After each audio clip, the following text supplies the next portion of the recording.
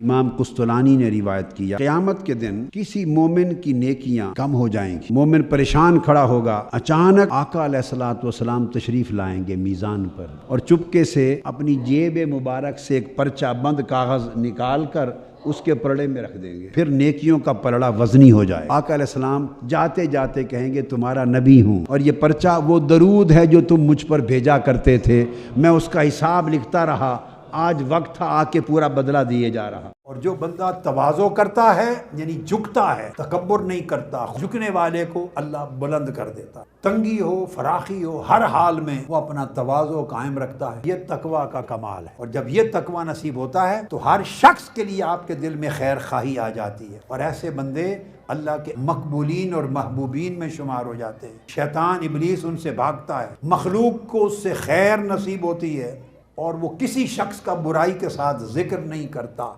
جو اللہ کا ہو گیا اس سے بڑی بے نیازی کیا ہے، کیونکہ رب بے نیاز ہے، اللہ غنی ہے۔ وہ جو اس سے جڑ جاتا ہے اس کو غنا دے دیتا، بندے کو بھی مخلوق سے غنی کر دیتا۔ اللہ محتاج نہیں ہے، اللہ کا بندہ بھی بندوں کا محتاج نہیں رہتا۔ کامل بے نیازی یہ ہے کہ نہیں ملا تب بھی بے نیاز رہے، اور دوسرے کو سب کچھ مل گیا تب بھی بے نیاز رہے۔ اللہ کی تقسیم پہ خوش رہتا ہے، نہ اپنے پاس نہ ہونا اس کے دل کو غمزدہ کرتا ہے، اور نہ کسی شے کا دوسرے کے پاس ہونا نہ اس کے دل کو غمزدہ کرتا ہے۔